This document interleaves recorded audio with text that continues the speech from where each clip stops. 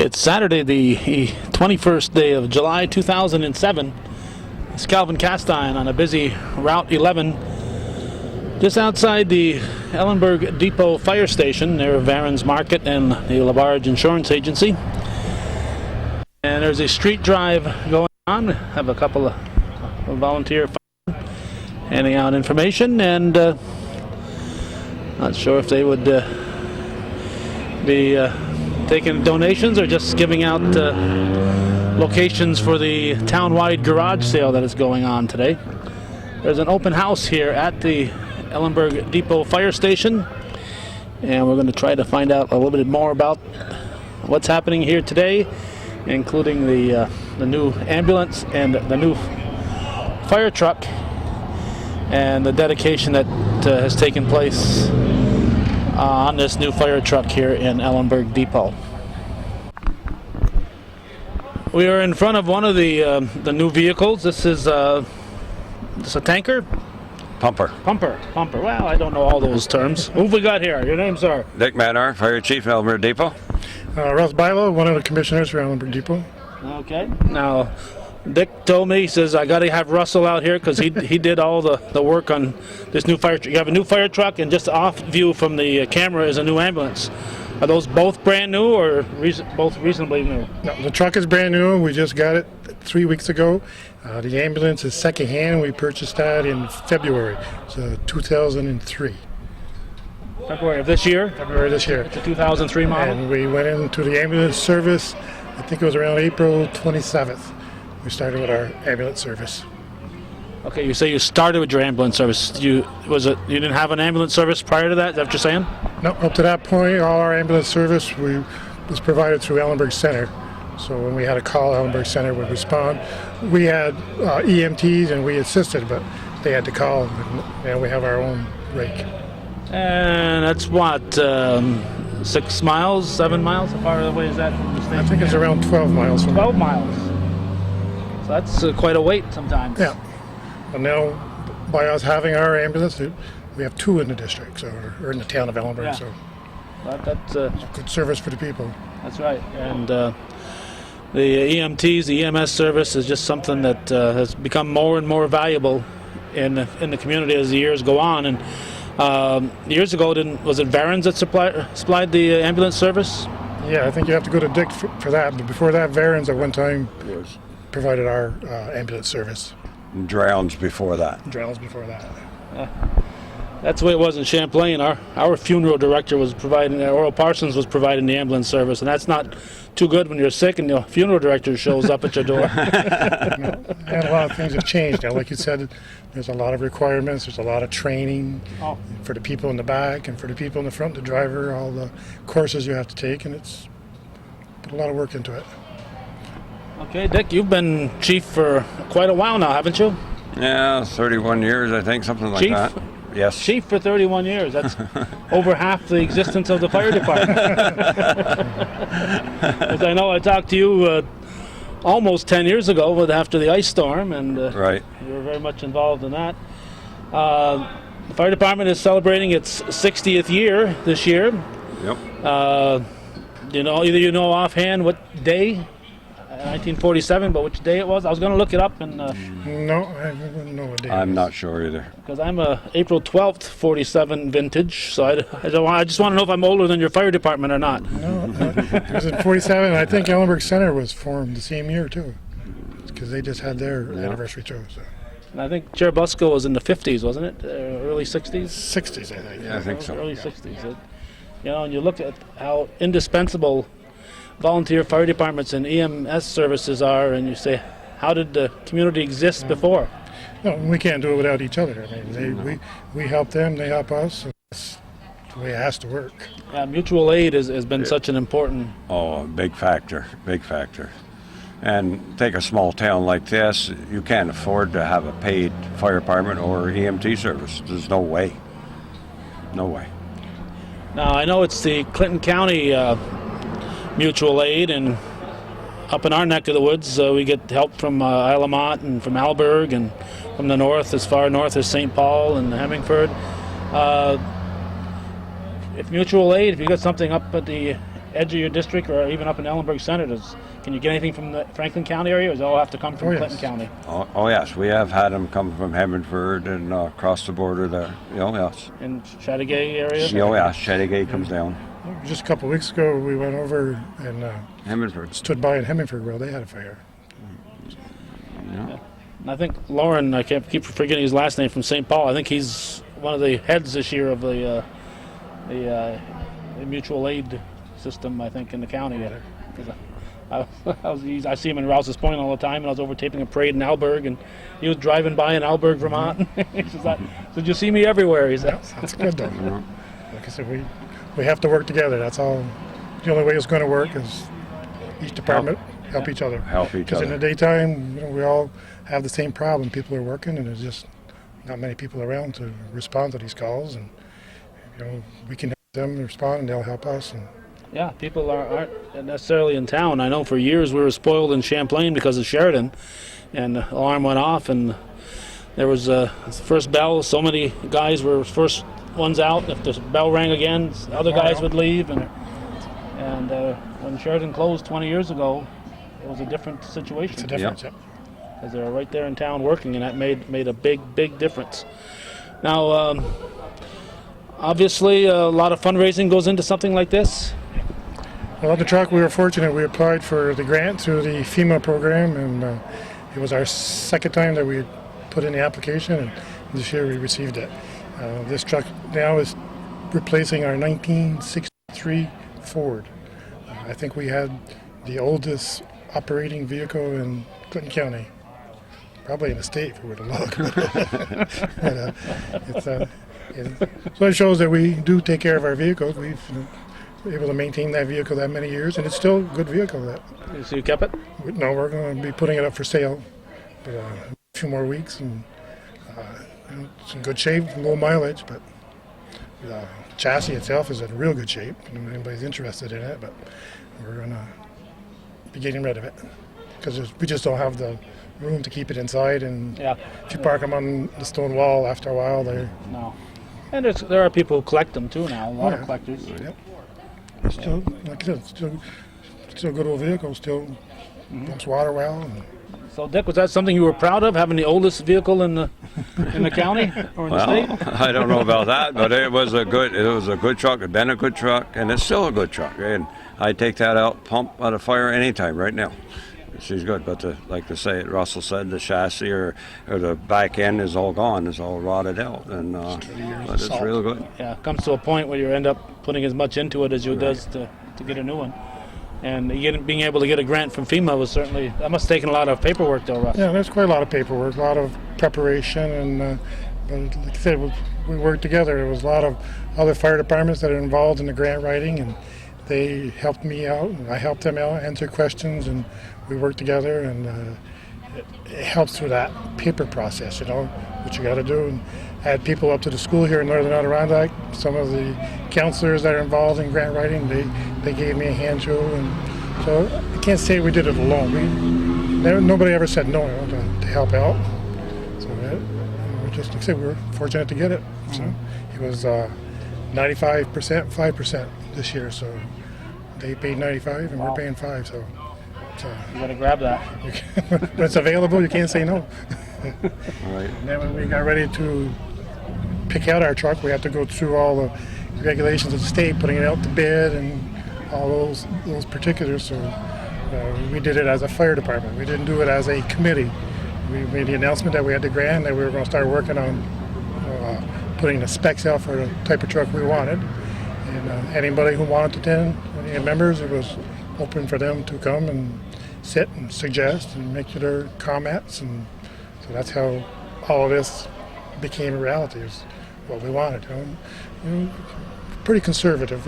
We stayed with all the basics, but Yeah, the guy who's going to be out there grabbing the hose is the guy who's got to have some input into what you want on there. right. And we just wanted everybody to know as much about the truck as the people who drew up the specs. So it worked out well.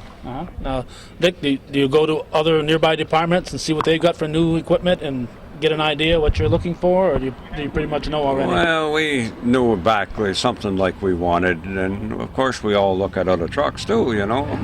It all adds up, you know. So you're saying when the fire truck goes by in a parade, you probably look a little closer than the average guy does. I don't know about that, but there's some nice looking fire trucks. I mean, we got a nice truck, I think, but it's a cheap truck compared to some of the fire departments that you're talking 400,000 some of them guys get. Yeah, you got to have something that fits in your budget. I'm real proud with this one. Yeah. Now, this just barely arrived. How soon? Long ago? It was 3 weeks ago today. It was delivered, and we had a day's training. The representative from Pierce was here to give us training, and we did the video thing. Then we came out and did hands-on, where we did pumping and just to see how it worked and make sure. If we had any questions, we could ask them then, and they're real good too. They'll come back anytime, and they supply us with videos so that as new members join or people want to refresh themselves, we can put the video in or the CD and watch it all over again. And yeah. So which is really beneficial for the training officer to keep people trained. Mm-hmm. It's things you can forget, and it's good to refresh yourself. Now, anytime you get a new piece of equipment, it's probably something that all the guys in the department want to get their hands on and try it out a little bit. Imagine on Mondays when you have your regular meetings, everybody's getting a... Oh yeah, I've been quite a few who drove it.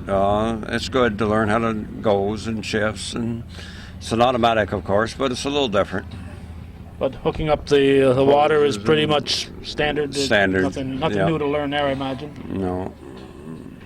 Pump is a little different, the panel, but once you learn where all the levers are, and that's why you come and you look at it, Okay, when I get done talking with you two guys, I'm going to take a close-up of a little plaque that's on the side of the passenger side of the truck here. While this truck was being manufactured for you guys, the area suffered a great loss, and you guys lost a compatriot, you lost a fireman. Tell us about that, Russ? Yep, Darcy Manor. Like I said, when we were going through our planning stages, what we were going to purchase or put out for specs, Darcy was here for quite a few of the meetings, and putting in his 2 cents of what we should do and what we should get. And he was a good fireman. Like we said earlier too, he was a good daytime fireman because he was in town, and Dick could always depend that he would be one of his firemen that would show, because being local like that, he was able to shut up respond. his garage and... Yep. Close his garage right up and head right out. Yeah, he was a good truck driver. He was able to drive any of the vehicles we have. So. And he was probably handy when you had equipment that needed being fixed. Very good. Yep, he's gonna be missed. He was quite an asset to the department. And when you honor someone like this here, it's not because of the unfortunate way that Darcy died, but because of the way he lived. And it's important to remember that. Yeah, and as you said, we had a plaque purchased to put on the truck to put it in memory of Darcy. And the company that we were dealing with here, Pierce, they were very touched and involved with it too. So they actually furnished the plaque for us. They said there'd be no charge. We'll buy that, and we were able to pick out what we wanted, and there was no additional cost for that. That was provided by them. So I thought that was nice on their part. Yeah, it's a very, very nice gesture. And of course, Dick, this is very meaningful to you because this is your nephew we're talking about. Right, my nephew. Yeah, it was quite a loss, I'll tell you that. I don't know how I want to say it. Us old guys, we used to go over to his place of business there, and we'd meet there in the morning and shoot the beans and get somebody mad, and we'd all leave.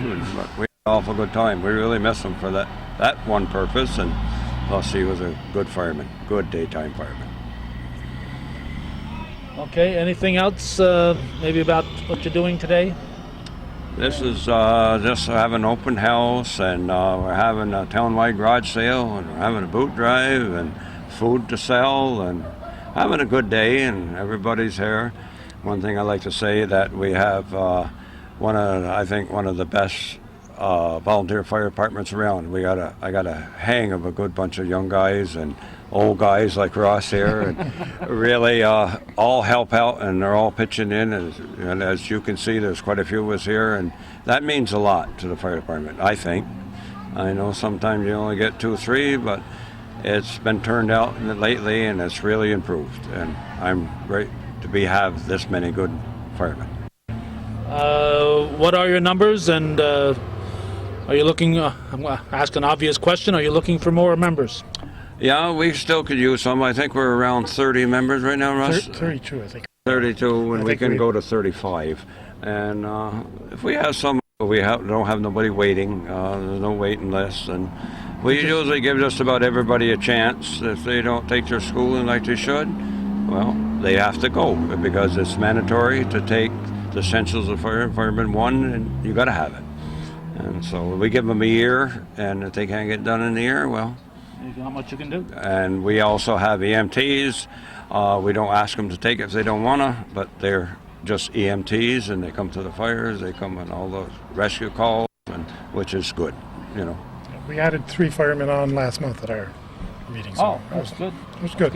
Now, what determines that 35 number? You don't just pick a number out of thin air, do you? How do you determine that? That's originally when they formed the fire department, what they chartered. 35 would be their roster, so that's as high as we can go. I would imagine we could probably change that if we wanted to. Your charter. It could be changed. We have a hard time to keep it at Yeah, 35, so we're not struggling with that part yet.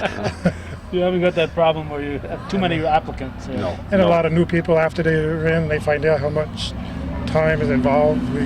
We lose them, you know, because it does amount to quite a commitment. Yes. And living up here, the training, most of it is in Plattsburgh now, so you know, not only the time, but you're asking them to drive to Plattsburgh at $3 and something a gallon of gas, and they're pretty good about it. Usually more than one will go. We carpool and do all those things to try to make it affordable. Right. Okay. Anything else, gentlemen, that we should talk about? Like I said, I'll be taking a look at that nameplate. No, just we're glad to have you come yes. up and make a little show in here that we're doing, and very nice. Now, this station has been here, 6-7 years? 1998 we opened. Oh, 98, so it's almost 10 years then. Yep. Used to be a church here. Time goes by, almost 10 years. But this is a good spot for us now, because we access a busy road here, and our old station we outgrew it. When you drove out of the door, you were on the road. So this is much better, and Well, it wasn't. we're running out of room like every other department too. We're already starting to get crowded. As soon as you build, it's all of a sudden you need more Yes. room. Huh? Yep, this is true. Okay. Well, Yep. Thank you, Russ Calvin. Bilo, Thank you. Manor, thank you very much. Thank you.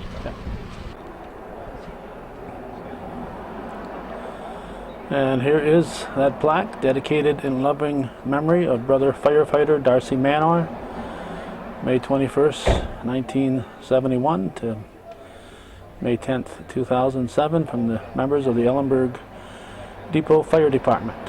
And it sits proudly on the passenger side of the brand new fire truck, this new pumper. We will just go around a little bit and take a look at this engine. And as we said, right next to it is the new ambulance, and this is a new something happening here in Ellenburg Depot. This is their fire department's first ambulance, and they no longer have to rely entirely on Ellenburg Center, although with the mutual aid, if one department is out on a call, I'm sure the other one is there to back them up on any emergency that comes in the meantime. And here's another view of the new pumper.